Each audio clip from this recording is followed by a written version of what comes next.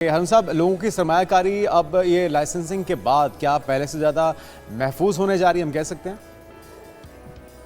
जी, बहुत शुक्रिया अपने प्रोग्राम में बुलाने का। अच्छा देखिए, ये जो अभी कल परसों की बात है, जो इल्ज़ाम उठाया गया उसकी वजह ये थी कि काफ़ी अरसे से ये देखा जा रहा था कि जो सार्फिन इस सूरत में नहीं आ पा रहे थे, क्योंकि यहाँ पर आपको पता है कि लाइसेंस के मसले थे, लोग इसको इलीगल करार दे रहे थे, लोग कहते हैं कि ये हुँ। रेगुलेशन का हिस्सा नहीं है। लेकिन लेकिन जब से ये फैसला किया गया, उससे एक बड़ी तादाद भी जो है वो आने का इसमें और इम्कान भी है, क्योंकि अभी तक अगर देखा जाए तकरीबन कोई 40 मिलियन यानी कि 4 करोड़ से ज़्यादा सार्फिन इसका हिस्सा बन चुके हैं। तो जब हम बात करेंगे रेगुलेशन की, जब हम बात करेंगे इनको लाइसेंस देने की, तो उससे फ़ायदा ये होगा कि अवाम जो नहीं आना चाह रही थी, अब वो अवाम भी आना चाहेगी और उसके अंदर एक सरमायाकारी करने का एक मौका भी मिल जाएगा। ठीक है। अच्छा, हारून साहब ये भी बताइएगा, क्योंकि दादोशुमार ये बताते हैं कि पाकिस्तान दुनिया की सबसे बड़ी गैर मुनज़्ज़म क्रिप्टो मार्केट्स में शामिल है और तकरीबन 4 करोड़ सार्फिन हैं जो इसके ऊपर ऑलरेडी इन्वेस्ट कर रहे हैं, जो इसके साथ काम कर रहे हैं। समझते हैं कि इसके रेगुलेट हो जाने के बाद और बैरूनी कंपनियों के यहाँ पर रजिस्टर हो जाने के बाद कितना बड़ा एक बूस्ट मिलने जा रहा है इस इंडस्ट्री को पाकिस्तान के अंदर, और कितना फ़ायदा पाकिस्तान इससे ले सकता है, पाकिस्तान की मईशत को कितना सहारा दे पाएगी ये? देखिए, इसमें होता ये है कि ऑलरेडी अगर देखा जाए आपको इंटरनेट पे तकरीबन कोई 400 से ज़्यादा एक्सचेंजेस मिलेंगी। लेकिन अगर हम 400 के अलावा अगर हम बात करें, जो टॉप क्लास जो एक्सचेंजेस हैं तकरीबन वो 50 से ऊपर आती हैं। अब इन 50 को रजिस्टर कराना, उनको लाइसेंस देना एक बहुत बड़ा एक कह सकते हैं कि एक मुश्किल अमल था, और इसको करने के लिए पाकिस्तान का एक बहुत अच्छा एग्जाम है। लेकिन जहाँ तक बात मैंने आपसे कही कि जब तक हम उसको रेगुलेट नहीं करेंगे, जब तक हम इसको लीगल करार नहीं देंगे, बहुत सारे जो सार्फिन है वो उसमें आने से कतरा रहे थे। अब वो चीज़ खत्म हो जाएगी और उसमें बहुत बड़ी सरमायाकारी की जा सकती है, क्योंकि आपको पता है टेक्नोलॉजी का दौर है। बहुत सारे ऐसे प्रोजेक्ट हैं जो एआई और एआई एजेंट पर हैं, जो वेब3 के ऊपर हैं, जो डिफाई के ऊपर हैं, और वो ज़्यादातर ब्लॉकचेन का हिस्से हैं। तो उसके लिए अभी तक जो हमारे पास एक जो ट्रेडिशनल सिस्टम है, जहाँ पर हम बात करें पाकिस्तान स्टॉक एक्सचेंज की, वहाँ पर तो 4 लाख से ज़्यादा सार्फिन है ही नहीं। लेकिन इस चीज़ को मद्देनजर रखते हुए कि अब ये जो इसमें ज़्यादातर जो सार्फिन है वो जेनज़ी यानी कि जिनकी पैदाइश 2000 की बात की है, उसमें वो बहुत ज़्यादा इसमें जो है वो हिस्सा ले रहे हैं। तकरीबन कोई बिल्कुल सही। 70% जो है वो इन्हीं की तादाद है। तो अच्छा, इसलिए काम जो है वो बक़द्र आसान हो जाएगा और इसमें लोगों को पैसा बनाने का मौका मिल जाएगा। बाकी जो हमारे हालात हैं, आपको पता है मुल्क की मईशत के, वो इतने अच्छे नहीं है। लेकिन अगर हम बात करें ओवरऑल ग्लोबल की, क्योंकि ये फ्री ग्लोबल इकोनॉमी की तरफ जा रही है मार्केट, जिसको हम क्रिप्टो करेंसी कहते हैं या ब्लॉकचेन बिल्कुल। कहते हैं।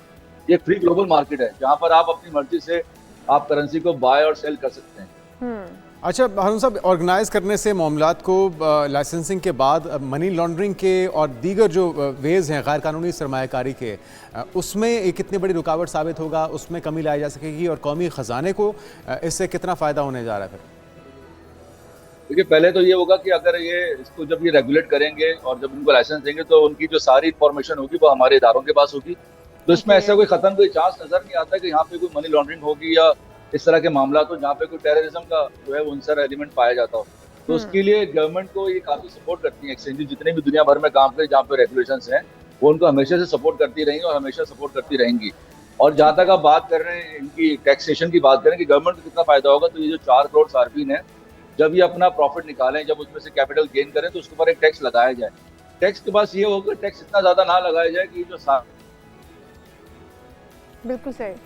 अच्छा, मोहम्मद हारून साहब भी हमारे साथ मौजूद होंगे, उनसे भी मज़ीद हैं। और इस वक्त हम देख रहे हैं कि बड़ी गैर मुनज़्ज़म क्रिप्टो मार्केट पाकिस्तान के अंदर मौजूद है और जो दादोशुमार बताते हैं तकरीबन 4 करोड़ सार्फिन हैं, जिसके अंदर अभी मोहम्मद हारून साहब हमें बता रहे हैं कि ज़्यादा जो बच्चे हैं वो इसमें शामिल हैं, जो जेन जी यूथ है। की, बिल्कुल जेन जी है जो, वो इसके अंदर ज़्यादा तादाद उनकी शामिल है। मोहम्मद हारून साहब, आपने हमें दोबारा से ज्वाइन किया, ये बताइएगा कि इसको रेगुलेट करने के बाद और इनको लाइसेंस इशू करने के बाद दीगर कंपनीज जो गैर मुल्की हैं उनके पाकिस्तान आ जाने के बाद अब समझते हैं कि जो 2 नंबरी के खदशात हैं, जिन्होंने इन्वेस्ट पैसे किए हुए हैं, जो अभी नए क्लाइंटेज जो नए बनने वाले हैं, जो इसमें इन्वेस्टमेंट करना चाहते हैं, उनके खदशात दूर हो पाएंगे? इसमें किसी किस्म की कोई 2 नंबरी तो नहीं रह जाएगी इसके बाद?